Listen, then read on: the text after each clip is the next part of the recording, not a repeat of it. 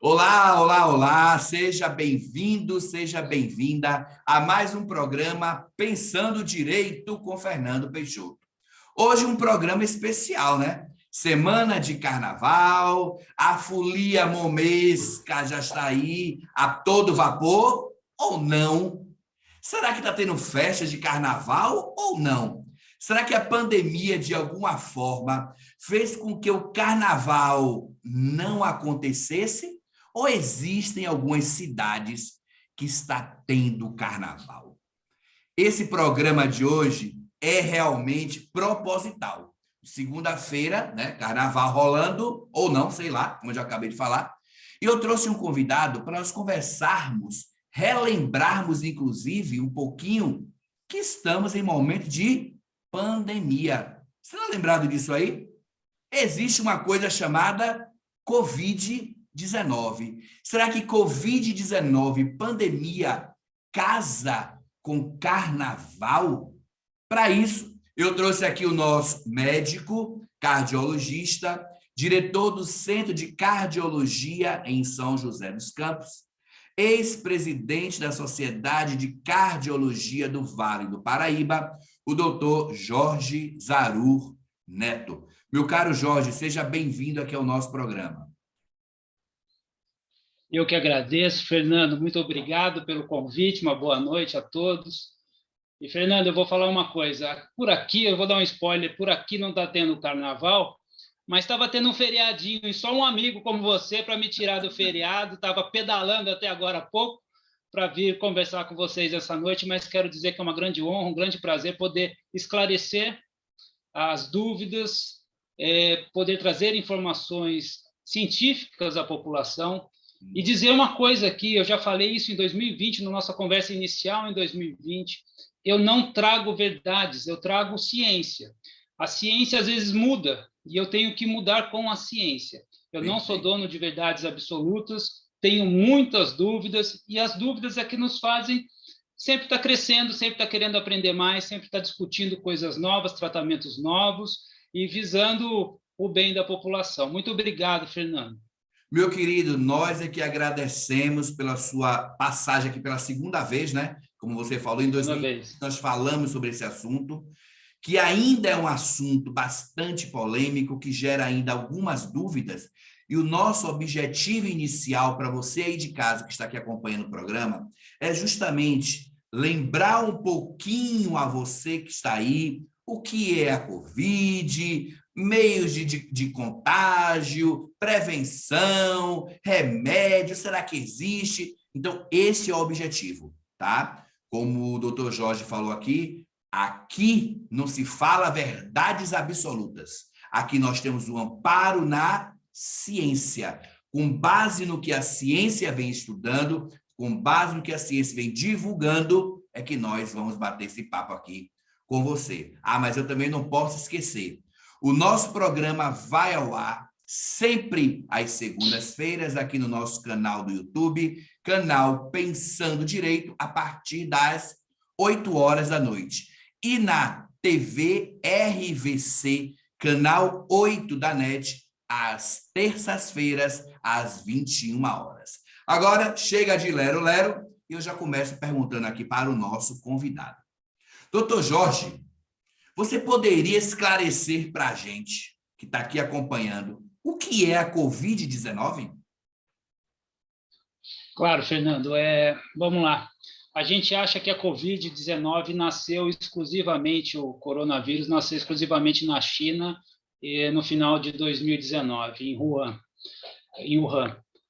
Não é verdade. O coronavírus primeiro, coronavírus, a Covid-19 é da família de vírus que chama coronavírus. Esses vírus são descritos desde 1960. Atingia principalmente animais, mas atingia ser humano de uma forma bem leve, né? E as mutações trouxeram algum agravamento ao ser humano. E eu tenho uma história interessante com o coronavírus. Meu pai, quando eu era criança, adolescente, a gente era criador de pastor alemão. Nosso canil em São José dos Campos foi o primeiro canil a ter uma mortalidade altíssima por coronavírus naquela ocasião. Então, o coronavírus é um vírus bastante conhecido e, obviamente, Covid-19 que desenvolveu no final de 2019, foi um vírus, uma mutação nova do coronavírus já antigo conhecido nosso. Agora, Jorge, de 2020 para cá, né, já aconteceram muitas mutações, várias variantes, né, Delta, e agora me fugiu o nome da última, que é a Ômicron, né? A Delta, a Ômicron e algumas outras talvez aí. Assim, o que mudou com a chegada dessas variantes? A gente tem que lembrar que a Covid-19 é um vírus de RNA. Então, ela sofre mutações genéticas, ela quer se adaptar. Tecnicamente, eu escrevi isso num artigo, tecnicamente, geralmente acontece do vírus ele ficar mais, aumentar a sua transmissão, porém diminuir a sua mortalidade, porque ele quer sobreviver também. Então, se ele continua com a mortalidade alta, ele tende ao desaparecimento. Então, a questão aqui, a gente tem visto com o coronavírus, com o SARS-CoV-2, com o Covid-19, uma mutação mais amena na questão dos efeitos, porém, uma transmissão muito, muito mais alta. Se vocês estudarem o gráfico de transmissão lá da primeira onda, da segunda onda, e dessa, eu vou chamar, porque tem lugar que apareceu muito nítida a quarta onda, mas aqui foi uma onda pequena, com uma mortalidade bastante alta, uma segunda onda com mortalidade bastante alta, e agora a gente tem uma terceira onda muito mais apiculada que as outras duas, porém com uma mortalidade relativa mais baixa. O que eu quero dizer com relativo? Muita gente infectada, pouca uma relação de mortalidade mais baixa. Mas se você olhar até ontem, a curva estava próxima a 700 mortes. Sim, ainda é alta, né? Não significa que... Essa é a mortalidade absoluta, né? Ainda é alta. Isso, e outra coisa, né, Jorge? Não significa que a mortalidade está baixa e eu posso abrir a guarda, né? Não é bem por aí o caminho, né? Acho que esse é o grande foco desse assunto de hoje, né? Eu quero acreditar que as mutações desse vírus serão, como de costume, transmissão maior com menor mortalidade, mas acredito que ainda não é hora de abrir a guarda, porque a gente não conhece as próximas mutações. A gente tem que eu já vou dar outro spoiler, a gente vai ter que vacinar muito mais para a gente ter essa visão de abertura mais clara na nossa cabeça. Tá. Ô Jorge, outra coisa. Acho que as pessoas já devem estar falando assim, mas eu já sei quais são as formas de contágio, eu já sei como é que... Calma, não. Eu acho que quanto mais informação, principalmente numa situação de pandemia, melhor. Então, Jorge, explica para a gente aí, vamos relembrar aqui, quais são as formas de contágio da Covid-19? Acho que realmente nunca é demais relembrar. Claro. Principalmente a gente está falando um contágio geralmente de vias aéreas, então geralmente o contágio se dá por gotículas ou por aerosóis, né? Então, uma pessoa que passou pelo seu ambiente, às vezes ela nem está lá mais naquele momento, mas tossiu em cima daquela mesa. Você chegou num restaurante, aquela mesa não foi higienizada da forma adequada, você de repente colocou a mão em cima naquela mesa e levou a boca, levou ao nariz, essa é uma forma de contágio. Então, geralmente por vias aéreas, nariz e boca, levando gotículas ou aerosóis. Agora, Jorge, deixa eu te fazer uma pergunta, que uma vez eu ouvi um comentário, a questão dos olhos. Pelo olho, é possível também a pessoa se contaminar? Eu tive essa pergunta no meu almoço de hoje. Olha!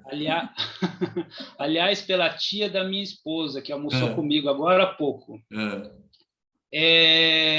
A gente acredita que sim, que os contatos de mucosa são também possíveis focos de entrada, portas de entrada para a transmissão. Há relatos de conjuntivite viral por coronavírus, então realmente eu acredito que sim.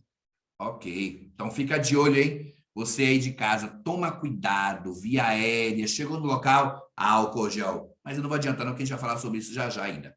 Agora, como é que a sociedade ela pode se proteger do Covid-19, Jorge? Eu vou falar o que a gente está insistindo já nesses 2 anos, é distanciamento, e eu vou fazer um adendo daqui a pouco para falar de distanciamento, mas é distanciamento, máscara e higiene. Basicamente é isso. Eu conversei uma coisa que eu vi muito pouca gente falar, mas eu vejo, é comum isso, e é comum inclusive em adultos isso, o hábito de roer unhas. Eu acho que levar a mão à boca é um risco quando você está num ambiente qualquer, que você colocou a mão subindo uma escada rolante, você colocou a mão, você descendo uma escada e você leva ela à boca. Então, higiene, distanciamento e máscara. Essa é a forma mais eficaz para evitar a doença. Olha, eu acho que desde 2020, fazendo uma brincadeira, uma piada, mas uma piada só porque é carnaval e não em razão da situação, mas eu acho que eu estou virando um viciado em álcool. Porque aonde eu estou, eu passo álcool. E passo diversas vezes. Uma vez eu fui no escritório de um amigo meu, enquanto a gente conversava sobre o processo, acho que eu borrifei álcool na minha mão bem umas 10 vezes. Acho que... Eu vou aproveitar o ensejo para contar uma situação comigo, então. Me convidaram para dar uma aula que eu dou de qualidade de vida numa igreja, enfim, numa igreja de um bairro, e fizeram uma mesa linda de salgadinhos, enfim. E a gente tinha isso como tão comum, ir lá pegar um salgadinho, ir lá pegar um bolinho, ir lá pegar um copo. Eu fiquei igual uma estátua, não tinha coragem, porque será que a pessoa pegou esse salgadinho, não levou à boca, deixou aquele salgadinho ali? Isso mudou bastante a forma como a gente encara essas situações sociais. Sim, sim, verdade. Mudou muito. E um detalhe, você falou essa questão da comida, eu não cheguei a tal ponto, tá? Tipo, eu nunca pensei nessa situação que você está trazendo para gente. Eu passo o álcool na minha mão, vou lá, pego o salgadinho e como. Geralmente, aquele salgadinho perde o sabor porque a minha mão está com álcool. E o sabor do salgado, ele modifica, mas, ó, interessante. Nunca pensei por esse lado, não, Jorge. Mas eu confesso para você que eu não pensei como médico nessa situação. Eu vi a situação e falei, eu não devo pegar. Foi uma coisa instintiva, foi uma coisa de defesa. Eu nunca tinha pensado por esse aspecto. Eu nunca pensei, mas a partir de hoje vou pensar no que está acontecendo. Bem, a gente não come mais. Pelo menos eu perco alguns quilinhos, estou pensando. Ô, Jorge, a infecção pelo coronavírus, ele pode provocar sintomas graves? Sim, ainda pode. Essa semana tivemos aqui em São José um falecimento de um amigo nosso, cardiologista também, mas ainda agora, nesse momento, a gente está vendo sintomas mais graves nas pessoas com mais comorbidades, né? Eu confesso a você que no começo da infecção em 2020, eu tive pacientes que eram extremamente... não vou dizer graves, eles levavam sua vida normal, mas um dos primeiros pacientes de São José dos Campos que se contaminou com coronavírus é um paciente meu. Ele tinha 3 cirurgias cardíacas, ele pegou, evoluiu super bem. Em seguida, eu tive um paciente que praticamente não tinha comorbidade, pegou e evoluiu mal. Evoluiu mal é morte, tá? Então, mas estatisticamente, a medicina tem que mexer com estatística, e estatisticamente, o que a gente está vendo hoje são as comorbidades. Esse colega nosso tinha comorbidade e ele evoluiu mal. As pessoas, atualmente, a gente está vendo um grande número de contaminados, principalmente se a gente pegar ali, logo depois das festas de final de ano, Natal e Réveillon, que é uma festa familiar, mas a gente viu porta de hospital lotada, aqui hospital demanda de hospital particular demandando 8 horas para atendimento. Nossa Senhora, realmente, Natal, Réveillon, a gente viu um aumento muito grande, né? Nessa curva aí, e a gente precisa ficar atento. Agora, e ali foi atendimento de pronto-socorro, desculpa te cortar, foi atendimento de pronto-socorro, não foi internação. Foi interessante porque aumentou muito o pronto-socorro, mas a internação manteve-se baixa. Agora, Jorge, quais são os sintomas do coronavírus? Os sintomas aparentemente também modificaram de 2020 para cá. A gente tinha naquele começo uma perda de paladar e olfato mais acentuado, coriza e dor no corpo bastante, Febre a gente tinha muitas vezes, mas não em todos, né? Sim. Atualmente a gente tem visto um quadro gripal mais ameno, coriza, dor de cabeça, cefaleia, dores pelo corpo, mas muita gente não relata, tosse, cansaço, mas muita gente não relata mais essa perda do paladar e olfato. Então, aparentemente, há uma mudança no quadro clínico dos pacientes. Obviamente que isso é muito individualizado, cada um vai de uma forma, né? Mas, no geral, isso. Agora, você veja, ó, que Jorge está conversando com a gente hoje aqui, doutor Jorge Zarur Neto, médico cardiologista, hoje, pleno 2022, coisa que nós conversamos lá atrás, em 2020, 2022, veja como está havendo uma pequena mudança dos sintomas, no contágio, no número de mortes, de internações. Por quê? Porque a ciência continua estudando, continua observando, como o Jorge colocou aqui no início. Nós ainda não temos certeza absoluta de nada. Estamos todos aprendendo, estamos todos estudando, porque esse vírus, pessoal, ele só não é brincadeira, tá? Ele não é uma piada. E um detalhe importante, o vírus não está só no Brasil. O vírus está no mundo. Que tem muita gente que fala de uma certa forma que parece que o vírus só está acontecendo aqui no Brasil. Pessoal, fica de olho, hein? Jorge, uma outra coisa. Durante muito tempo, alguns países, inclusive o Brasil, ele optou por um distanciamento, por um isolamento, por um lockdown. Você poderia explicar para a gente qual é a diferença entre isolamento vertical, horizontal e lockdown? Eu posso sim, eu só queria posicionar melhor essa palavra, porque isso foi usado de uma forma mais popular, né? O nome isolamento, a gente faz o nome isolamento para quem é doente. Então, o doente, quem está contaminado, deve se isolar. Os contactantes dele, se estiverem na mesma casa, por exemplo, também deveriam se isolar. O nome correto seria distanciamento, você usou esse termo no começo, tá? Mas vamos lá, ficou convencionado isolamento vertical e isolamento horizontal. Isolamento vertical é quando eu defino quais são as comorbidades que mais mataram. Por exemplo, obesidade, diabetes, idade, e eu vou pegar aquelas pessoas específicas e isolar aquelas pessoas, para a economia, basicamente para a economia do país não parar, e deixar o grupo de trabalho com uma forma, de uma forma trabalhando. Isolamento horizontal a gente faz em escala. A gente faz em escala. Por exemplo, um isolamento horizontal que a gente só põe serviços essenciais, polícia, médico, bombeiro trabalhando, isso é lockdown. Então, o lockdown é uma forma do isolamento horizontal máximo. Depois você vem colocando isolamento horizontal. Não, a gente definiu que supermercado é um serviço essencial. Então, os funcionários de supermercado podem trabalhar, funcionários de farmácia podem trabalhar. Isso é isolamento horizontal, não é um lockdown total. Sim.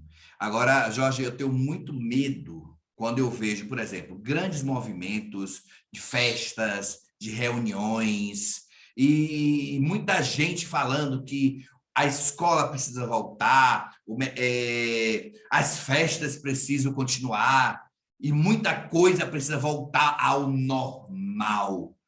Porque eu tenho medo de um novo isolamento, ou de um novo distanciamento, ou de um novo lockdown, que eu acho, na minha opinião, não sei se você concorda comigo, eu acho que lockdown o Brasil não teve. Eu acho que o Brasil, se pudermos dizer que houve um lockdown parcial, criarmos essa situação, eu acho que, na minha opinião, foi o que aconteceu. E aí eu te pergunto, será que diante de tanta insatisfação popular em manter o distanciamento, será que não corremos o risco de um novo surto de contaminação e, sei lá, de uma nova paralisação? Olha, eu acho que a paralisação tem que vir distâncias superiores como exemplo. Sim. Então, eu tenho minhas dúvidas que hoje o brasileiro está disposto, mesmo que sendo decretado um isolamento, um distanciamento, um lockdown, eu tenho minhas dúvidas que o brasileiro vá seguir a orientação. Realmente, eu não acredito. E realmente, hoje, pessoalmente, eu torço para a gente seguir bem na doença para a gente não ter essa necessidade de ter um novo isolamento horizontal ou lockdown, como você está falando. Então, a minha torcida, como eu disse, como eu escrevi nesse artigo, eu tento pensar por empatia. Eu imagino que não deva ter festas de grandes proporções, mas eu também imagino aquele artista que depende daquela festa, aquele produtor que depende daquela festa. Então, eu também me coloco no lugar dessas pessoas que elas precisam sobreviver. Né? Então, como a gente pode achar um meio termo disso continuar, de certa forma, existindo, sem um prejuízo dessas pessoas, que tem muitos hoje passando fome também. Muita gente. Então, essa é a minha preocupação. Então, sempre que eu falo alguma coisa, eu penso em me colocar no lugar daquela pessoa para ver como funcionaria. Sim, e não deve ter sido fácil, mas você tem toda a razão. Se a gente teve uma festa que é uma festa familiar, que é o Natal, e logo depois o Réveillon não tão familiar, a gente se mistura mais, mas logo depois do Natal, 5, 6 dias depois, o hospital estava cheio. A gente está falando de uma festa familiar. Você imagina hoje, você pensar no Carnaval? O Carnaval tem muito mais proximidade, jovens ali se curtindo. Beijo na boca. Exato. Troca então, de eu acho que a copos e transmissão seria muito garrafa. maior. Exatamente. Né? É complicado. Agora, só já aproveitando um gancho aqui, queria convidar você para ler a nossa revista Júris Digital, revista Pensando Direito, Júris Digital. O doutor Jorge Zaru, ele fez um artigo para a gente, falando justamente sobre esse tema que nós estamos aqui hoje conversando. Queria que você, quem tiver curiosidade, eu vou deixar na descrição do vídeo o link para você adquirir a sua revista. Beleza? Agora, Jorge, conta para a gente aí o que é farmacovigilância. O que é isso? Bom, farmacovigilância, a gente está a todo momento vivendo farmacovigilância em tratamentos, né? Mas vamos falar exatamente do momento nosso. Nasceram vacinas, nasceram de uma forma extremamente rápida, importante frisar, de uma forma extremamente segura e responsável, tá? E agora, depois da fase 3, onde ela é liberada para o uso das pessoas, da população de uma forma geral, a gente começa, quando a gente joga para a população, a gente começa a colher, às vezes, efeito colateral. Então, a gente precisa entender estatisticamente qual a função, qual o efeito daquela vacina na população. Então, farmacovigilância é a supervisão após o lançamento de uma droga ou de uma vacina na população. Entendi. Agora, outro detalhe, outra situação também que aconteceu muito na nossa sociedade, que ainda vem acontecendo, são aqueles testes de farmácia, né? Nós estamos, assim, aflitos, querendo fazer o teste, se estamos contaminados ou não, e aí nós recorremos a uma farmácia. E, muitas vezes, estes testes dão resultados falsos, né? Por que isso acontece, Jorge? Olha, logo no começo da Covid-19, lançaram vários testes rápidos. Isso foi uma febre para venda. Sim. Mas vou falar do atual. O atual que está sendo lançado agora, que é o teste rápido de antígeno, PCR, que você faz na mucosa nasal. Primeiro, a gente tem que ter técnicas de coleta adequada, né? Então, vai ser lançado, foi aprovado pela Anvisa a liberação desses testes, mas eu não sei números direito, Fernando, mas eu acredito que teve um bom número que foram reprovados, de qualidade mesmo. Então, a gente tem que pensar em qualidade.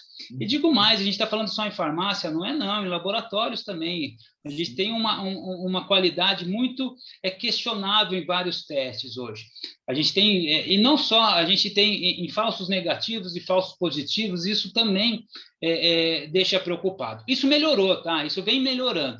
Mas existia uma febre muito grande lá no começo, que não eram os testes, que os testes atuais, e agora, atualmente, esse teste rápido, para você saber se você está contaminado, se eu posso trabalhar hoje, estou contaminado ou não, esse teste deve ser repetido em laboratório de confiança. A partir de um teste de farmácia positivo, esse teste deve ser repetido em laboratório de confiança. É a tecnologia que vem mudando, né, Jorge?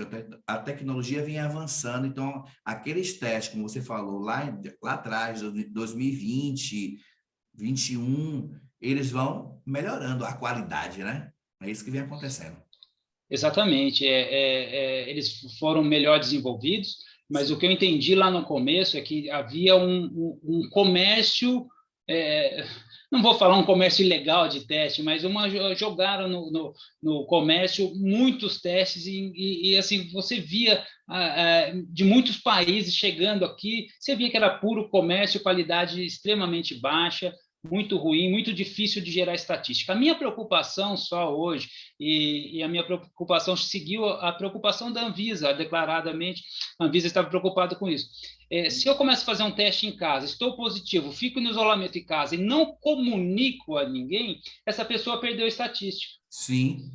Verdade. Essa pessoa perdeu a estatística. Quantos contaminados teve em São José dos Campos? Teve 10 que testaram em casa e não saíram para trabalhar, mas não contaram para ninguém. Então, a gente fica nessa dúvida. Quantos estão se contaminando ainda? Agora, outro teste também que vem sendo bastante utilizado, né? É o tal do RT-PCR, certo? Então, um paciente que testou positivo nesse exame RT-PCR, ele deve ficar isolado por quanto tempo, Jorge? Fernando, aqui eu vou dar uma posição minha, tá? Teoricamente, o Ministério da Saúde falou que o RT-PCR positivou 7 dias de isolamento e volta a trabalhar. Uhum. Tenho minhas dúvidas. O vírus se comporta de forma diferente em cada pessoa. O correto disso é eu testar, positivei, ficar em isolamento 7 dias, passou os sintomas, reteste. Esse é o adequado para voltar a trabalhar. Então, se eu continuar com sintomas, nem adianta fazer o reteste, tem que esperar, tá? Mas isolamento hoje técnico pelo nosso Ministério da Saúde testou positivo 7 dias de isolamento. Isso sim, de uma forma geral, é válido, tá? De uma forma geral, isso é válido. Porém, não sei se serve em 100% das pessoas. Sim, por isso, Jorge, só para complementar a sua colocação, você deve procurar um médico, ok? Não adianta você fazer pesquisa no Google, não adianta você perguntar para a sua vizinha, porque o que eu estou vendo agora, Jorge, é um boom de médicos formados pelo Google University, que é uma coisa de louco. Todo mundo entende muito de Covid, todo mundo entende muito de vacina, todo mundo entende muito de testes PCR. Eu nem sabia dizer o nome. PCR. Pessoal, vamos procurar aquele que estudou, um médico, tá? Procura seu médico. Eu acho que é a melhor coisa que você faz. Mas olha só, não saiam daí. Você que está acompanhando o programa aqui pelo canal do YouTube, continua aí ligadinho. Agora, você que está em casa, acompanhando o programa pela TV RVC, canal 8 da NET, segura um pouquinho, que a gente vai dar um intervalo e volta já já.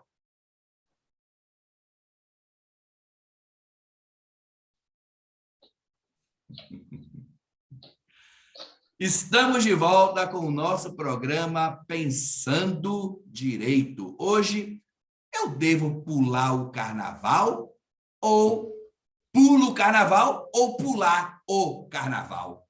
O nosso entrevistado é o doutor Jorge Zaru Neto. E vamos continuar nessa conversa aqui que está muito interessante.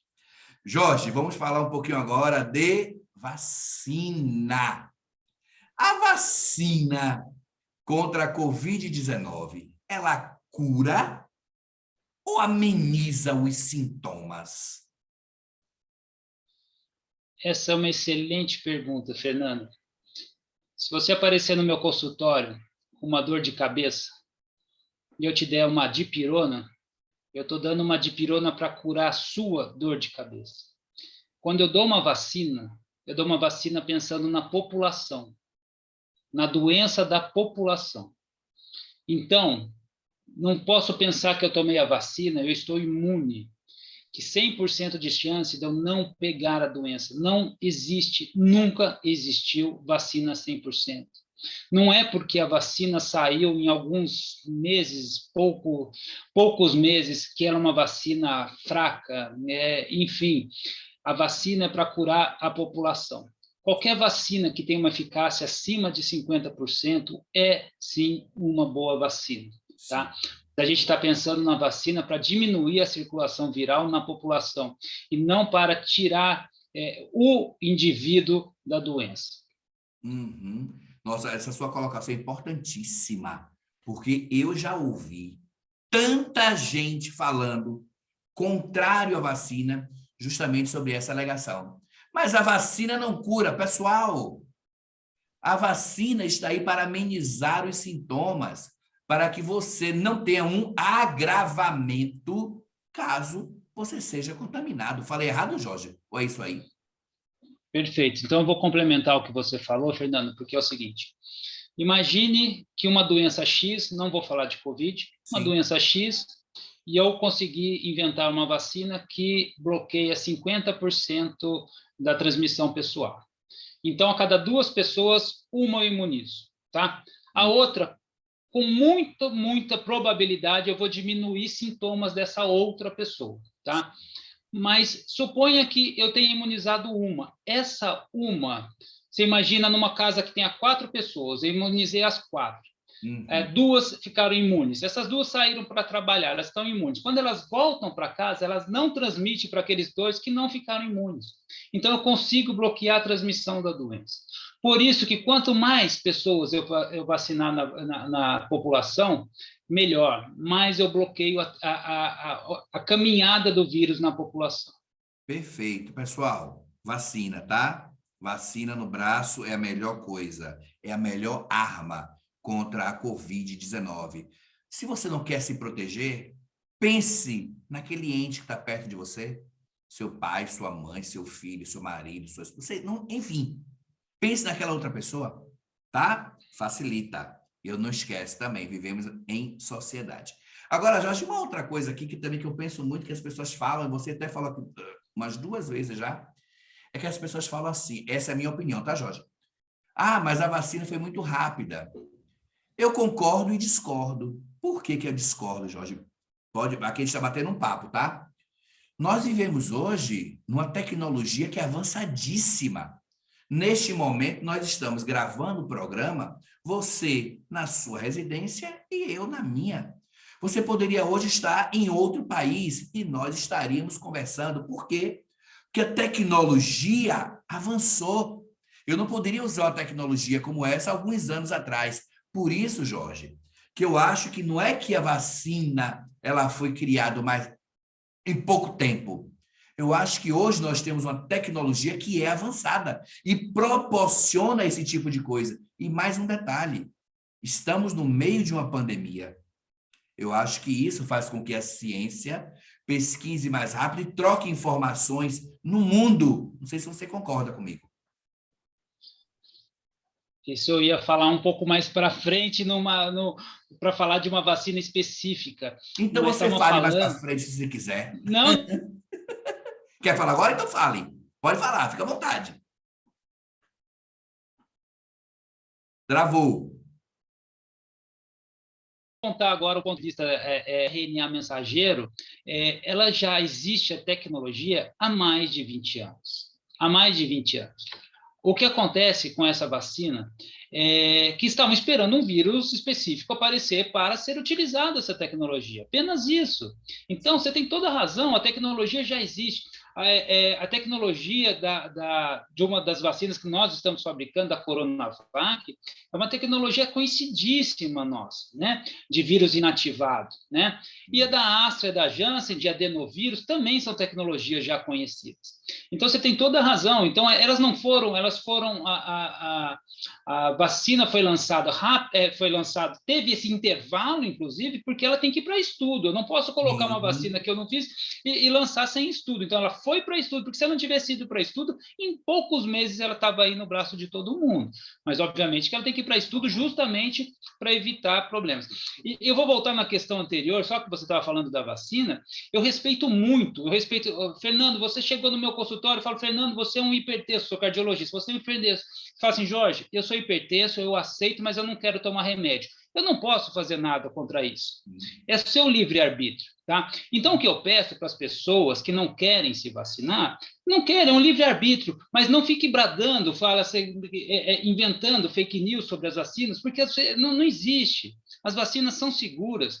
Ninguém quer encher um hospital de efeito colateral da vacina. A gente quer livrar o sistema de saúde, a gente quer abrir o sistema de saúde para as outras doenças, que as outras doenças não acabaram, né? E os hospitais ficaram cheios de coronavírus, mas os infartos, os AVCs e os cânceres continuam os mesmos, isso não acabou, né? Então, quem não quer tomar vacina, eu respeito, livre-arbítrio, mas não fique bradando contra as vacinas. Distribuindo por aí fake news, como se cientistas fossem, por favor. Exato. Agora, Jorge, outra coisa, a gente também ouve falar muito dentro dessas fake news, é que a vacina provoca muitas reações, pessoas que morreram tomando a vacina. Então, Jorge, explica para a gente aqui, a vacina provoca alguma reação adversa? Isso é comum, isso é incomum? Explica para a gente um pouquinho.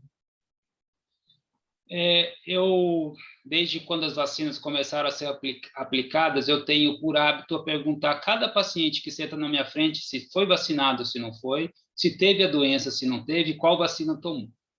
Sim. A reação mais comum eu vou falar de vacina a vacina, tá? De Coronavac eu não vi reação adversa nenhuma. Tá certo que a população do meu consultório não representa a população global, mas a Coronavac eu não vi reação alguma. Aliás, tem até um adendo interessante, chegou uma senhora outro dia que não lembrava o nome da vacina, e ela falou, eu tomei aquela mais fraquinha, como se a Coronavac fosse mais fraquinha, então isso daí ficou meio... Foi um assunto que foi muito politizado na vacina, então ficou assim, a mais fraquinha. Não é fraquinha, ela é uma excelente vacina, Coronavac. A da Pfizer eu vi mais reações locais, dor em braço, tá? Vou falar das minhas vacinas, eu tomei 2 Coronavac e uma Pfizer, tá? Eu não tive absolutamente efeito colateral com nenhum, tá? E aqui eu vivi bastante efeito colateral, mas é um efeito daqueles de 24 horas, uma febre, uma dor local, e passou, foi com a AstraZeneca. A da Janssen, na nossa cidade, foi aplicada, mas foi muito pouco, então minha população da Janssen é muito pequena para eu dar algum feedback. Eu tomei 2 AstraZeneca, não senti absolutamente nada, e a terceira dose eu tomei a Pfizer. Aí eu fiquei meio febril, corpo um pouco dolorido, mas 24 horas acabou. Não senti mais nada. Agora, outra coisa, Jorge. Quem já teve ou está com a Covid e que ainda não tomou a vacina, essa pessoa pode vir a tomar a vacina? Pode sim. Quem já teve a vacina, e isso é um número meio mágico ainda, não muito explicado, quem está com Covid, passou Covid, espera 30 dias e toma a vacina. Essa pessoa não só pode, como deve tomar a vacina, porque as pessoas estão achando, eu já tive, já estou imunizado. Eu confesso que eu lá no começo, como todo vírus, eu acreditava muito nessa imunidade, não vou chamar de rebanho, que esse nome nunca entrou na minha cabeça, mas eu pensava numa imunidade pessoal. Tive o Covid, saí dela, eu acreditava numa imunidade um pouco mais prolongada. A gente não viveu essa imunidade prolongada, mesmo porque o coronavírus teve muitas mutações. Outra coisa, também de mim, eu não parei de trabalhar em nenhum momento, sou médico, eu podia trabalhar em qualquer momento, meu consultório ficou aberto em todos os momentos, e eu até agora não tive Covid. Graças a Deus eu também não tive, as pessoas que estão mais próximas de mim também não tiveram, graças a Deus. Acho que a vacina está protegendo e eu também estou me cuidando, como eu disse lá atrás, no nosso primeiro bloco, eu estou me tornando um viciado em álcool. Tudo é borrifo álcool. Inclusive, a aula voltou agora presencial. Teve uma loucura que eu fiz durante a aula, Jorge. Até depois eu comecei a rir. Eu comecei a borrifar álcool assim. Aí o pessoal perguntou, mas professor, precisa? Eu falei assim, lógico, vai que o bicho daqui na minha testa, o álcool caiu aqui, ele já morre. Agora, Eu falo, usar álcool gel, uma máscara de boa qualidade, eu uso uma N95 para trabalhar, eu acho que ele te livra de vários pepinos nesse caso, tá? Já atendi paciente que no dia seguinte me ligou e falou, eu estava com Covid, passei no seu consultório ontem. Eu fiquei 5 dias com Covid psicológico, que eu falo, né? Eu fico esperando chegar os meus sintomas, mas não apareceram. Então, acredito que essa prevenção é sim eficaz. E você falou dos seus alunos, só queria fazer um adendo aqui. Eu acompanho você no Instagram e você é um professor muito querido. Parabéns. Eu acho que professor, para ser um professor assim, é um dom e eu fico admirado. Parabéns. Aquela ali, eu vi que você fez um comentário lá naquela foto, que uma aluna fez um comentário sobre a nossa aula, e foi justamente naquela sala que eu borrifei assim. Aí o pessoal perguntou assim, ó, vai que esse bicho aqui na minha testa, passou por aqui, ele já morre. Máscara, pessoal. Máscara, por favor. Exato. Álcool, por favor. Agora, Jorge, outra dúvida que já ouvi muita gente falar também é o seguinte. Pessoas que tiveram reações adversas após a primeira dose da vacina, elas devem tomar a segunda dose e a dose de reforço? Porque eu já ouvi alguém dizer assim, senti muita dor, senti febre, esse calafrio, não vou tomar mais esse negócio, não. Não deve, né, Jorge? A gente, como eu disse, eu tive bastante paciente hoje com reação à primeira dose da Astra, que não se repetiu na segunda dose da Astra.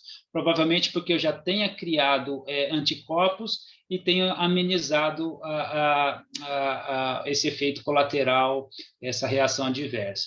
De qualquer forma, a reação adversa não contraindica a segunda, terceira dose, e digo mais, gente, quarta, quinta, porque outras doses virão.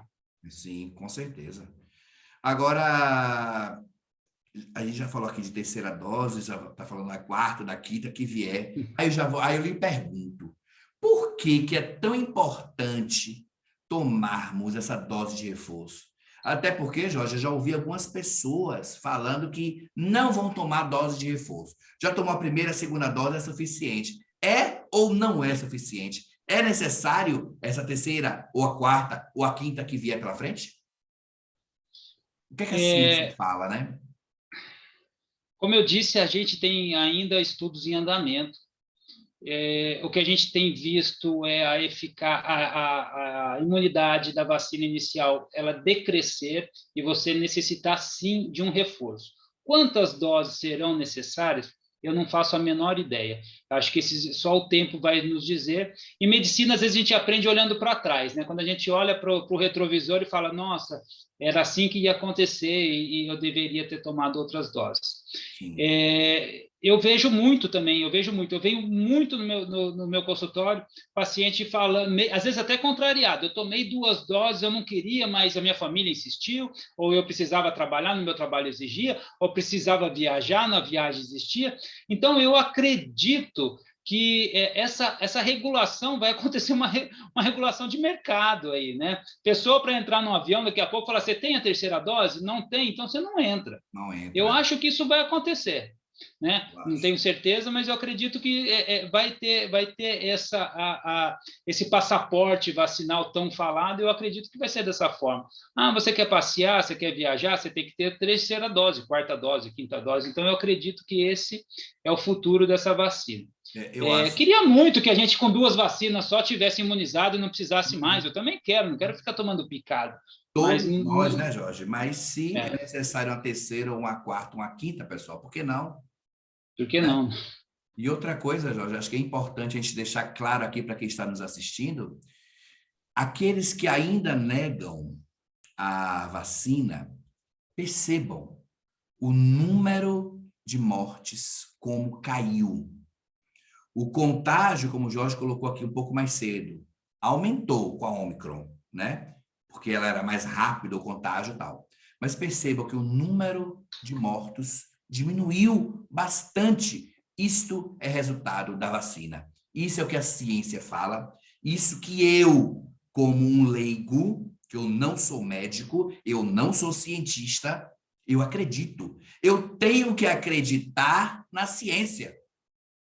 É ela quem estuda para dizer se é ou não é eficaz. E a gente está vendo. Não adianta você negar o óbvio. A vacina não cura. Jorge aqui, que é o nosso entrevistado, médico cardiologista, já explicou. Não cura. Não é isso. Mas ela ameniza os sintomas. Ela diminui o seu risco. Portanto, não vacile, por favor. Outra coisa, Jorge, interessante, muita dúvida, que eu também já ouvi muito, inclusive nas relações de trabalho, é a questão das gestantes e das puérperas. As gestantes ou puérperas, elas podem tomar a vacina? E aquelas que já receberam a primeira ou a segunda dose, elas devem tomar dose de reforço? Como é que funciona com a grávida? Fernando, elas não só podem, como elas devem tomar vacina, tanto as grávidas como puérperas que estão amamentando. A vacina se mostrou segura, teve uma estatística mínima e essa vacina, pensando lá na farmacovigilância, ela foi contraindicada para as gestantes, que foi a vacina da Astra, por alguns fenômenos trombóticos, mas a vacina da Pfizer, a vacina e a Coronavac se mostraram bastante seguros para essa classe, tá? E digo mais, a gente tem que depois, lá no futuro, olhar para o passado e ver se a Astra realmente aconteceu da forma que virou uma estatística. Porque sempre, na grávida, a gente vai ter alguma estatística de algum problema, a gente tem que saber se isso fugiu realmente da estatística, mas a farmacovigilância ela é tão segura, ela é tão importante que ela simplesmente, olha, aconteceu com a vacina da Astra, então não vamos usar a Astra. Isso é para mostrar a seriedade do estudo do estudo depois de terceira fase. Depois da terceira fase, começou a vacinar, deu algum problema, interrompe essa vacina nesse grupo de pessoas e reestuda. Então, isso é seriedade, isso é ciência, isso está acontecendo. Tá? Isso é para trazer segurança às outras pessoas que ainda precisam vacinar. Então, para as grávidas e puérperas, vacina de RNA, que no momento no Brasil só da Pfizer, e a vacina de vírus inativado, que é da Coronavac. Estão contraindicadas a da Janssen e da Astra, que são de vetores virais adenovírus. Maravilha. Então, você aí de casa, que está gestante, que ainda tem dúvida, consulte o seu médico. Vai até ele, conversa com ele. E o nosso convidado, que é médico cardiologista, está dizendo aqui, você gestante pode tomar vacina. Só não a AstraZeneca, qual foi a outra que você falou? A AstraZeneca é da Janssen no Brasil. Da Janssen. Mas procure o seu médico, tá bom? Mas não deixe de tomar a vacina. Agora, ainda dentro dessa seara da mulher gestante, eu queria falar com você sobre a mulher lactante. Essa mulher lactante, ela foi infectada pelo coronavírus. Ela pode continuar amamentando o seu filho? Essa pergunta é fantástica, Fernando. Ela deve continuar amamentando o seu filho. Muito provavelmente, ela teve um período de incubação e ela já estava em contato com aquele filho a todo momento. Alguns cuidados devem mudar, ela deve amamentar de máscara, ela deve ter uma higiene das mamas pré-amamentação, e obviamente que aqui cada caso é um caso. Se ela estiver muito debilitada pela doença, é uma situação a ser analisada. Mas se ela estiver com sintomas leves, pode continuar amamentando sim o seu bebê. Maravilha, percebe? O nosso programa é de utilidade pública. Você que está aí acompanhando, olha quantas informações interessantes o Jorge Zaru, nosso convidado de hoje, está trazendo para você aí de casa. Agora, Jorge, para a gente finalizar esse segundo bloco, quem não pode tomar a vacina? Deve existir algumas pessoas que não podem tomar a vacina por questões de saúde. Quem são essas pessoas, Jorge? Ou não existe? Eu vou falar para você agora que eu vou fazer uma brincadeira. Quem é, eu não sei. Mas, como eu disse, cada caso é um caso. Então, as pessoas imunodeprimidas, naquele momento agudo, não devem tomar a vacina no momento, naquele momento. Mas eu tenho dificuldade de achar na população quem não deve, de maneira absoluta, tomar a vacina. Tá? Eu acho que pessoas momentaneamente podem ter algum problema imunológico que não devem, naquele momento, tomar a vacina. Por que eu estou falando isso? Porque o vírus está aí, o vírus está rodando em todos os cantos nesse exato momento. Então, essa pessoa não deve tomar a vacina, mas pode se contaminar, é isso? Então, ela talvez, por algum momento, por algum delay na vida, não deve tomar uma internação, uma doença grave, mas eu tenho dificuldade de encontrar um indivíduo que, de forma alguma, deve tomar aquela vacina.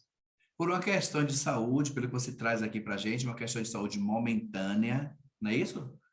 Mas você não deve deixar de procurar o seu médico. Se você tiver alguma dúvida, se você pode ou não, procure o seu médico. Agora, só não deixe de tomar a vacina. Beleza? Então, a gente vai fazer uma paradinha aqui agora para você que está aqui assistindo essa nossa entrevista sensacional pelo canal do YouTube, canal Pensando Direito. Você continua aí comigo. Mas você de casa que acompanha pela TV RVC, canal 8 da NET, segura um pouquinho que a gente volta já, é rapidinho.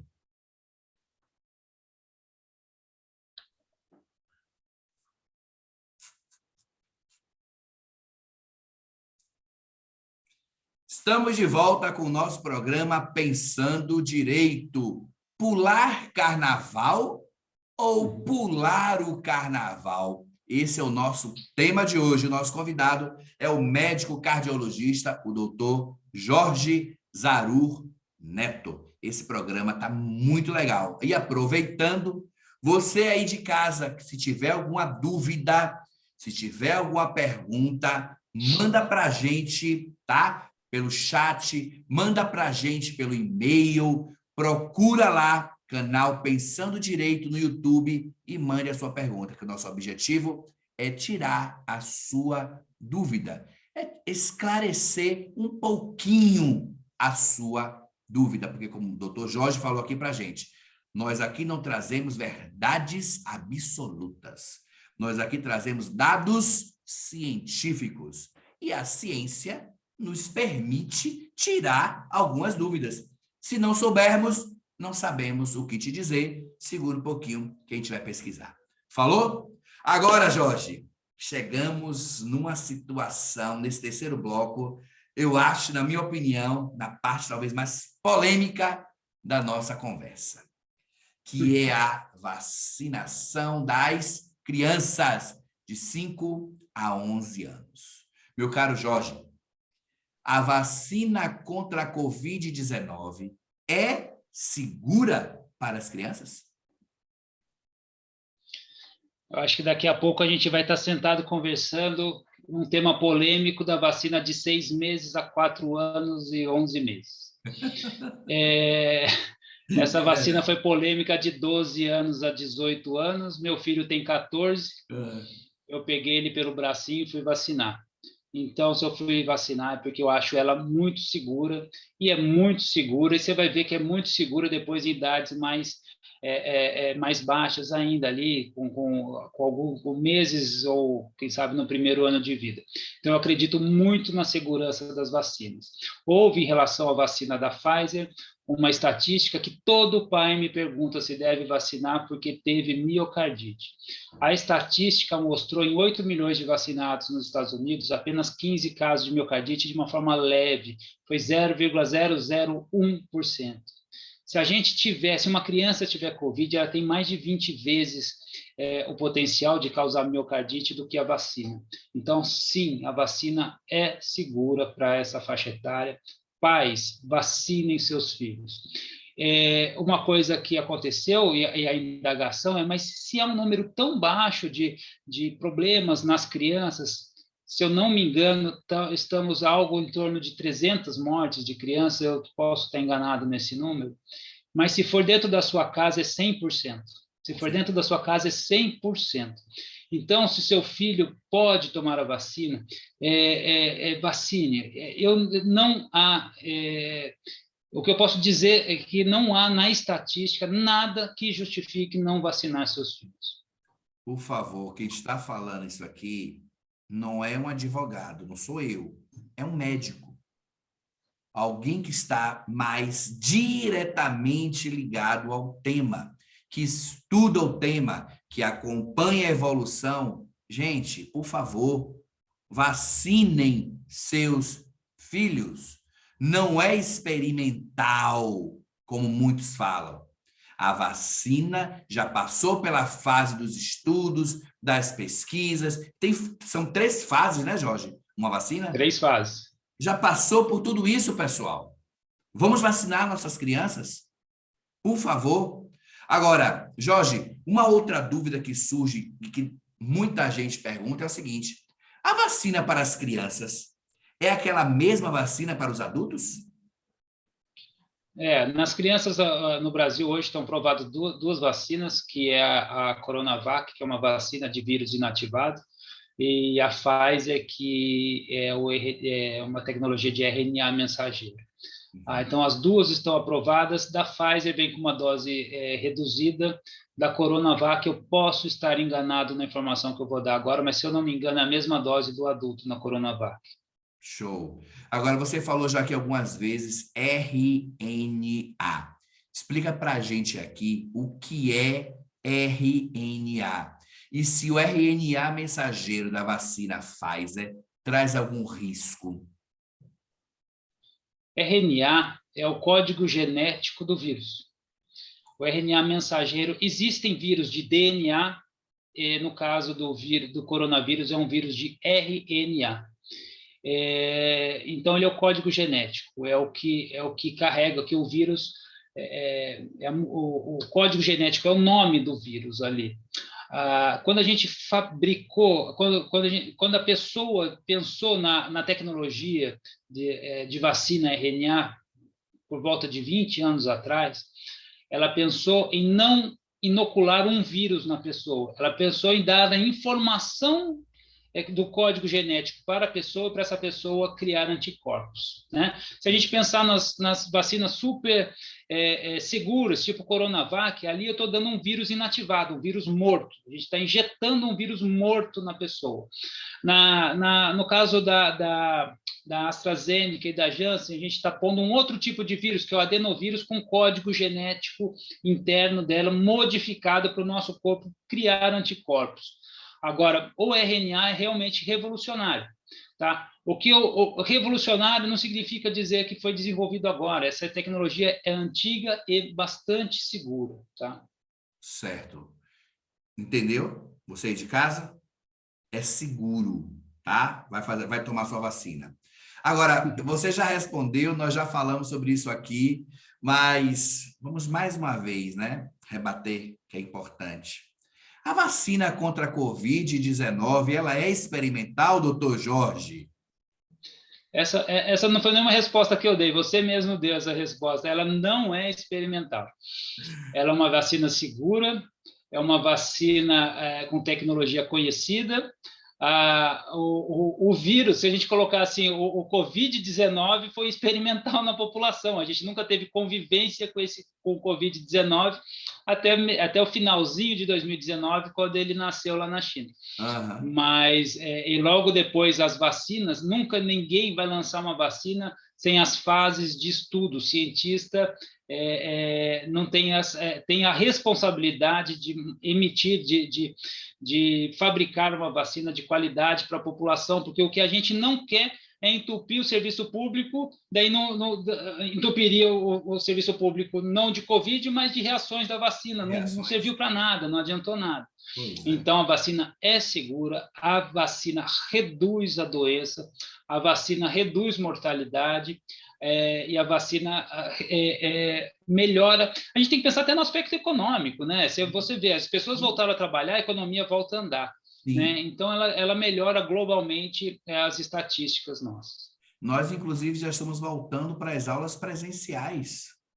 Já estou dando aula presencial. Então, como você falou, tomando a vacina, tomando as precauções, utilizando a máscara, utilizando o álcool gel, a gente pode começar a voltar, né, a exercer as nossas atividades. Agora, agora aqui sim, nós também já falamos, mas eu acho que é importante a gente rebater. O fato da vacina ter sido desenvolvida rapidamente traz algum risco para a sociedade, ô Jorge? Eu acredito que só traga benefício para a sociedade. Você imagina a gente vivendo ainda o começo do coronavírus, provavelmente tivéssemos, não sabemos, né? Imagino que a gente teria menos mutação, mas muito mais doença, uma doença muito piorada, tá? Isso é um chute, a gente não consegue voltar no tempo e não dar a vacina para saber como ia acontecer, tá? Mas não traz de forma alguma algum risco. Eu acredito, eu espero estar errado no que eu vou afirmar agora, mas eu acredito que a gente tenha no futuro novos tipos de pandemia com novos vírus diferentes e espero que a vacina saia mais rápido que essa, mais rápido, porque eu vou tomar. Sim, eu também. Se eu estiver por aqui ainda, eu vou tomar, você tem certeza. Eu espero que não seja mais nesses próximos séculos, Jorge, porque já não está aguentando mais.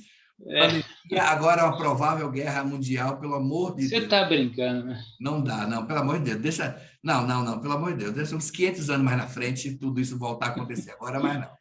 Agora, Jorge, a vacina para as crianças, ela tem algum efeito colateral?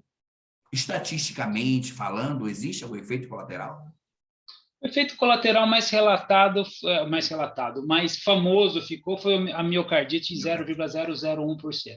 A Coronavac não apresentou efeitos colaterais graves, mesmo a Pfizer não apresentou, nem a miocardite foi grave na vacina da Pfizer. Então, não teve nada que não tenhamos visto nos adultos, ou nada pior do que nos adultos. Não, eu acho que nada que justifique não vacinar as crianças. Agora, a miocardite, então, foi com a AstraZeneca, foi isso? Desculpa, se eu falei AstraZeneca é Pfizer, tá? Não, Pfizer. Não, você não falou AstraZeneca, é o que eu estou perguntando. Que você falou coronavírus, ok. Então, a Pfizer... Coronavac e Pfizer. Coronavac e a Pfizer que teve essa reação. São as duas únicas autorizadas para as crianças. Sim. A Coronavac eu não vi relato de efeitos colaterais e a Pfizer 0,001% de miocardite. De 8 milhões, 15 relatos nos Estados Unidos, tá? Só para colocar em números. Para a gente não, porque aqui eu que trouxe a AstraZeneca, mas para criança, só repetindo, Coronavac e a Pfizer. Coronavac, exato, nenhum tipo de reação. A Pfizer teve a miocardite em 0,00001%, tá? Show, para a gente deixar isso aqui claro. Outra coisa, não sei se isso é fake news, mas é verdade que a OMS é contra a vacinação das crianças? De forma alguma. A OMS recomenda a vacinação das crianças. O que a OMS foi muito clara em dizer é que a gente não pode vacinar as crianças em detrimento dos adultos. A gente tem o objetivo de, acima de 18 anos, vacinar pelo menos 70% da população adulta, porque a população adulta é que demonstrou mais gravidade. Então, ela só deu a preferência para os adultos, mas de forma alguma contraindicou a vacina das crianças. Ela apoia a vacina das crianças, a favor da vacina das crianças, mesmo porque, aqui um medo meu, eu não sei se eu tenho razão, se eu posso ter razão ou não, mas o vírus vai se mutando para a sobrevivência dele. E daqui a pouco, se a gente vacina todos os adultos, para onde que o vírus vai? Será que não vai para as crianças? Será que ele não vai ficar pior nas crianças? Eu vou ficar tranquilo em não vacinar meu filho e saber que um vírus pode pegá-lo e minha família inteira vacinada, só meu filho que não? De jeito nenhum. Pois é. Vamos acordar, pessoal. Vamos acordar. Ouve a ciência. É a ciência responsável pela pesquisa, pessoal. É ela que responde por isso. E, aliás, né, o nosso país é um referencial em vacinas. É isso mesmo, Jorge? Desde sempre, nosso Brasil é um espetáculo para vacinar. Então. Nunca fomos num posto de saúde ou numa unidade de vacinação e perguntamos quem era o fabricante da vacina da gripe. Isso nunca foi questão. Isso virou questão, porque virou política. Vacina não pode ser política, vacina é ciência. Não pode. Então, nunca cheguei e perguntei quem era o fabricante da vacina. Agora, não sei se vai decepcionar alguém, mas as vacinas que a gente toma todo ano contra a gripe são chinesas, Sim. Entendeu? Só que nunca ninguém ficou perguntando essa da China, essa eu não quero. Não é uma indagação. Politizar, como você disse, né? Não é possível politizar vacina, gente, pelo amor de Deus. É uma questão de vida. Exato.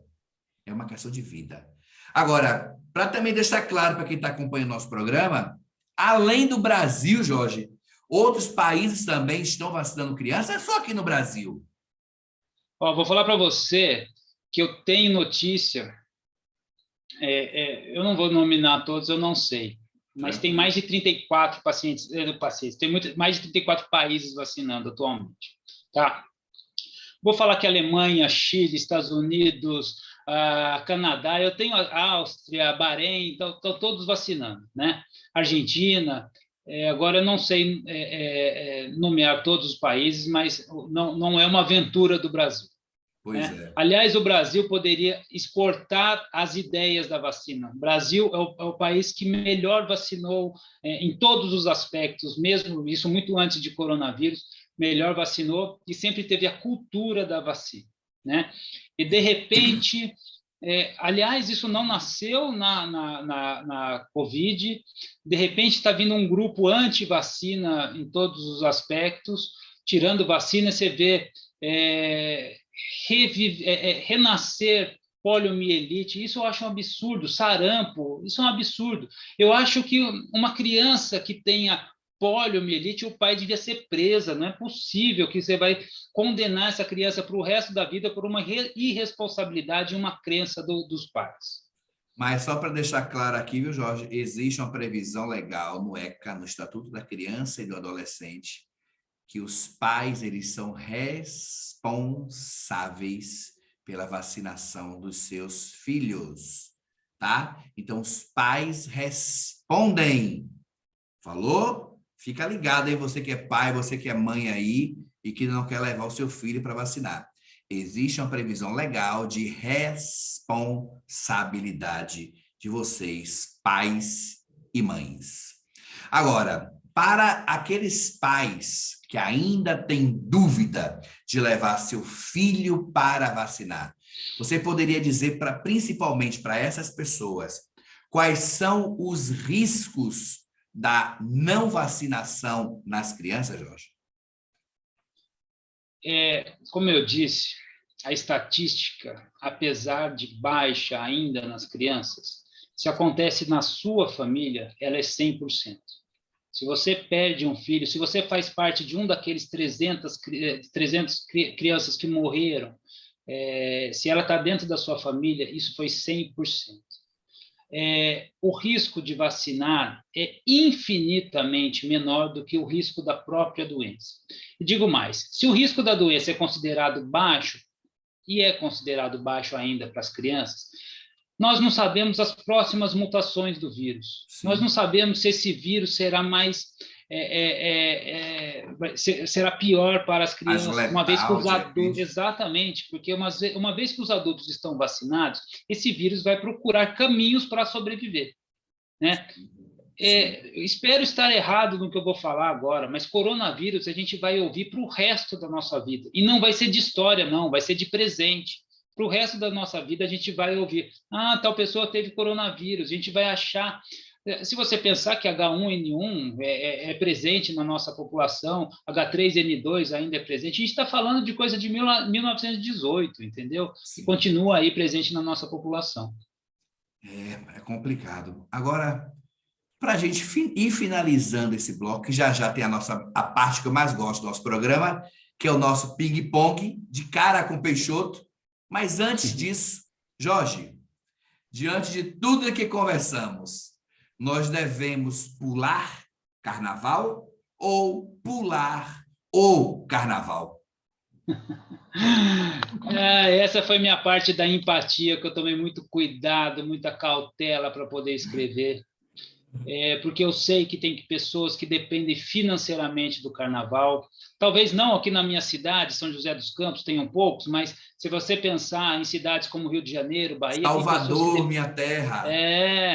Se você pensar que lá tem pessoas que dependem disso, trabalharam um ano inteiro para que ocorra o carnaval, eu fico muito triste em colocar meu posicionamento, mas meu posicionamento é que não haja carnaval no momento. A gente tem foi empurrado o carnaval para abril, que eu acho que é uma boa saída. Em abril tem que ser reavaliado, simplesmente tem que ser reavaliado. Sim. Não dá para falar que em abril dá para fazer. Em abril tem que ser reavaliado se existe possibilidades sanitárias para fazer o carnaval. Mas no momento eu acho que a gente não tem que pular o carnaval, a gente tem que pular o carnaval desse mês de fevereiro, março, pular para abril, e em abril uma reavaliação desse momento da pandemia. Eu concordo com o nosso entrevistado. Eu acho que ainda não é momento de aglomerações, em que pese a gente esteja vendo aí algumas festinhas particulares, mas eu acho que ainda não é o momento. Nós estamos ainda passando por uma pandemia e todo cuidado é pouco e é necessário. Tá bom? Agora, Jorge, chegamos agora no cara a cara, de cara com Peixoto. Lembra? Marília, Gabi, Gabriela, inspiração para essa parte do programa. Respostas rápidas, sim, não, talvez. Mas se você achar que deve fazer um acréscimo, uma coisinha a mais, fique à vontade, você que é o nosso convidado, a casa é sua. Falou? Eu vou falar uma frase, uma palavra, e você me diz sim, não, não é. Beleza? Podemos começar? Bora! Vamos lá. A Covid está acabando. Espero que sim, acho que não. Usar máscara. Usar máscara sim, principalmente em ambiente fechado ou aberto com aglomeração. Depois o resto pode um alívio. Álcool gel. Sempre. Vacina previne. Sim, sim, sim, para as 3 doses. Aglomeração. No momento, não. Volta às aulas presenciais. Sim, bastante sim, depois eu explico, se quiser. Usando a máscara, o álcool, mantendo o distanciamento. Eu estou dando aula dessa forma. Máscara, gel, todos os meus alunos de máscara na sala, tá tranquilo. Festas particulares. Essas particulares, com familiares, sim. Com aglomeração, não. Complicado, né? Carnaval 2022. 2022, não. 2023, sim, em dobro. Pelo menos 2 vezes no ano. Pelo menos 2. Meu caro Jorge, muito obrigado mais uma vez pela sua presença, pela sua participação aqui no nosso programa. Eu espero que vocês de casa tenham gostado. Meu querido, a palavra é sua. Fernando, eu que agradeço o convite. É sempre um prazer poder colaborar. Quando a gente pode ajudar as pessoas esclarecendo, eu me ponho à disposição, inclusive, aqui, no meu Instagram, @JorgeZarurNeto. Meu Instagram é fechado, mas quem pede para me seguir, eu vou lá e acrescento, porque eu não estou ali no meu Instagram. Às vezes eu estou trabalhando e todo mundo que pede para me seguir, eu acrescento, e vai ser um prazer responder os questionamentos de todos aqui. Mas eu acho que quando eu falo num programa como o seu, eu posso ajudar muito mais do que no meu consultório ajudando de um em um. Então, é sempre um prazer atender o seu convite, é sempre um prazer estar com pessoas comprometidas como você, e eu agradeço demais estar aqui essa noite. Nós é que agradecemos mais uma vez. Atenção, Instagram, @Jorge Zarur Neto. Eu vou colocar na descrição aqui do nosso vídeo. Falou? E para você aí de casa que acompanha o nosso programa, para você que está acompanhando aqui no canal do YouTube, canal Pensando Direito, muitíssimo obrigado. Mais uma vez, se cuidem, tá? Máscara, álcool gel e carnaval. Deixa para o ano que vem. Falou? Tchau, tchau. Até a próxima. Fique em paz. Tchau, tchau.